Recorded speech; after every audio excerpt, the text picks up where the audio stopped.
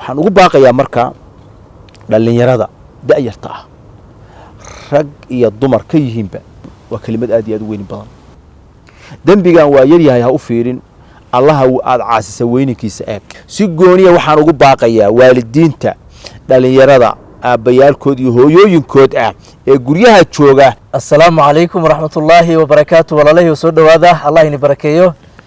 meel walbood adduunka joogtaan aad baan inii salaameynaa. maanta waxaan jeclaanay marka inaan la wadaagno barnaamij in badan social media ka jira, in badan magaalooyinka ka jira, in badan xaafadaha ka jira, in badan bulshada loo sheego. sheekhana horta marka hore kusoo dhawo media safiirka islaamka. marxaba bika, ahlan wasahlan. allah ku barakeeyo sheekhana. waxaan jeclahay intaa ka sokow inaa walaalahey sii sheegaraysiin barnaamijkan ood meelo dheer gaarsiisaan. in badan barnaamijkan culamo Soomaaliyeed oo ku wada casunnay, in badan bulshada Soomaaliyeed waxaa la yiraahdaa waa dadka Soomaalida culimadooda aadka u jecel, marka meel fog gaarsiiyay idanka alle. sheekhana in badan bulshada Soomaaliyeed waa hortaagneed wacdi iyo waana waa u soo jeedinaysay. waxyaabaha bulshada Soomaaliyeed ayaantan dambe laga wacdi gali ama laga waciyena waa social media. social media Soomaalida wuu farabaxsaday, wuu fakaday. in badan culamo Soomaaliyeed aduu ka mid tahay way ka hadleen social media waxa ka socda. marka sheekhana bulshada Soomaaliyeed waxa la leeyahay waa la hadlay. marka waxaad u moodaa alla ka cabso qofkii sidii loo dhahay alla ka cabso soo loo dhahay dadka inay routine u noqoto alla ka cabsiga dadka iskala qabsadeen ba aysan waxba macna hadda u lahayn. qofka Ilaahay ka cabso marka tiraahid inaad ka aamustid in alla ka cabso tiraahidna isku mid ay ka yihiin oo ruuxi laga yaabo marka alla ka cabso tiraahid warni alla ka cabso dhaaf uu ku yiraaho ama alla ka cabso marka tiraahid wixiina qofka isaga sii jiro oo wixii qofkii xumaanta iska sii labanayo. marka sheekhana ummadii maxaa ku dhaca isleeda ma alla ka cabsiga dadkii qulubtoodii baabaaday daciif noqotay ma allihii laga cabsanayaan ba hadda sidii loo yaqaan aan dadku bulshadiisa u aqoonin aqoon alla loo lahayn. soo dhaw sheekhana.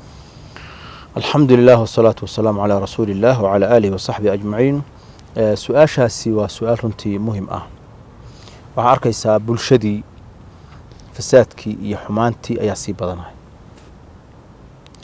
social mediahana wuxuu keenay dhibaato aad u fara badan. qofku wuxuu fiirinayaa wax xun, wuxuu dhegaysanayaa wax xun, wuxuu ka sheekeynayaa wixii xumaa, wuxuu isku dayayaa wixii xumaa uu u fiirsada inuu ayaga laftigeedii uu tadbiiq iyo baraartisaan u sameeyo. xaqiiqo waxaa ah barahan bulshada iyo Facebook iyo YouTube iyo mataqaanaa kulli inay mushkilad weyn ay u keeneen weliba dadka da'yarta ah. qalbiguna haddii ay ku dhacdo dembigu ku dhaco dhibic madow baa fuulaysa. bartaas madow way ku faafaysaa ilaa qalbigu daboolmo. ilaahay qulubteena ma daboolo. aniga markaa waxaan u arkayaa baaqa ugu weyn inuu yahay dhalinyarada wixii in laga xakamayn karo, intii la xakamayn karo in la xakameeyo. haddaan maamul kuu shaqaynahayn maamul uusan wax badan kaa xakamaynahayn, haddii adduunkii dhammaa wixii ka jiray ay meeshan ku jiraan, yurub iyo maraykan iyo ameerika iyo waddan kasta oo gaalaa wixii yaalay oo xumaana haddii halkaa aad ka daawanaysid, qofkaasi waxaa moodaa fitnada usoo banbaxday inay fitno aad iyo aad u weyn badan ay tahay. walidaalika qofka wacdigii iyo alla ka cabsigii lagu boorin lahaa waxaa ka anfacaya aad ba u yarta. laakiin laga zuuli mahayo wadakir fa ina adikraa tanfacu lmu'miniin. lacala allaha maanta hadduusan qofkan kelimadan aysan anficin beri inay anfacdo. waxaan ugu baaqayaa marka dhalinyarada da'yarta ah rag iyo dumar ka yihiinba in ilaahay ka baqaan oo ilaahay ka baq aynan fududaysan. waa kelimad aad iyo aad u weyn badan oo ay gartaan cadamada iyo weyninka ilaahay, oo ay gartaan qabriga ka dambeeya, qiyaamaha ka dambeeya, siraadka iyo jidka ay marayaan, cadaabka yaalla ilaahay agtiisa, inay aad iyo aad arrinta u xasuusnaadaan oo qalbigooda ay isku dayaan inay mar walba ay ku jalciyaan xasuusta ilaahay. waayo qofka ilaahay garta cadamadiisa iyo weyninkiisa inuu caasiya way ku adagta. walidaalika waxaa la yidhaahdaa laa tandur ilaa sigari almacsiya walaakin indur ilaa cadamati man casayt dembigan waa yaryahay ha u fiirin allaha aada caasisa weyninkiisa eeg waxaan marka ugu baaqayaa dhallinyarada da-doodu ay soo korayso oo da-yarta ah waxaad tihiin mustaqbalkii ummadda waxaad tihiin dadkii bulshada khayrkee wanaagga ku hogaamin lahaa bulshadu xooggiinna iyo caqligiinna iyo mataqaana aqoontiinna ayay u baahan tahay war dalkiinna iyo dadkiinna inaad idinku badbaadisaan baa laydinka rabaa ma ahan idinkii inaad noqotaan dadkii daadku qaaday oo ayagii laga soo aruurinahayo waxa weeyaan goobaha xunxun oo dhan ma aha baaraka allaahu fiikum waxaad ogaataan ereyga aad ku hadlaysaan dhegihiinna waxaad ku dhegaysanaysaan qalbigiinna waxa aad ku weelaynaysaan tillaabada meeshaad u qaadaysaan ilaahay inuu leeyahay ina asamca waalbasara waalfu'aada kullu ulaa'ika kaana canhu mas-uula dhammaan waa la isweydiinaya ilahay agtiisa maanta qiyaama cimrigiinna waa la idin weydiinahaya xaggee ku baabi'isa wa can shabaabii fiima ablaah dhallinyaronimadiisii qofkii xaggee ku baabi'iyey waa lagu weydiinahayaa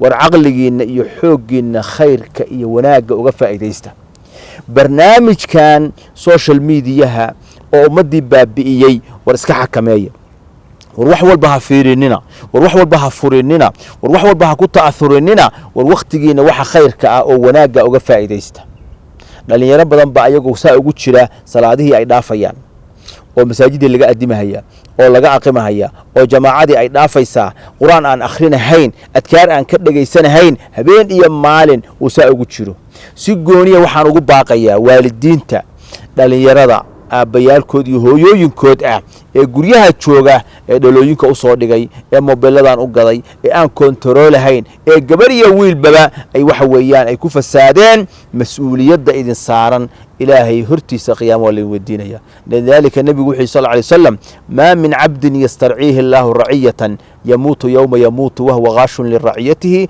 ilaa xarama allahu calayhi aljanna qofki ilaahay uu raaciye ka dhigay oo dad uu raaciyey oo mas-uul ilaahay ka dhigay oo khiyaanay oo dayacay oo mas-uuliyaddii iska dayacay ilaahay jannadiisa ayuu ka xarimayaa maalinta uu dhimanahayo waana maalinta ilaahay jannadiisa ah rabtid ilaahay ka cabsada oo badbaadiya ubadkiinna waxaan fasaadka ah ka koontaroola ilaahayna awlaaddeenna allah inoo hanuuniyo ilaahay kuwa hanuunsan oo barakaysan allah inooga dhigo wasala allaahuma calaa nabiyina moxamed جزاك الله خيرا عمر ديري عافاد الله كسي شيخنا الفاضل الوالد شيخ محمد مع الأبشر أدبن أقوم هاد علينا وبرامج كنا يقدر دارن عبسي نقل قيب قلي إن عبسي دا الله ووحلو باهي هاي طبعا إن مركز تلسكوانيو ومركز تلس حسوسية اللهنا ووح مهمة مركا وحن جعلها ولا لها قيركي أي مقلين كوويليا سينا فافي إني نقدان وجزاكم الله خيرا وجزاء عمر ديري عفاد الله نسيو شيخنا الله نو حفظيو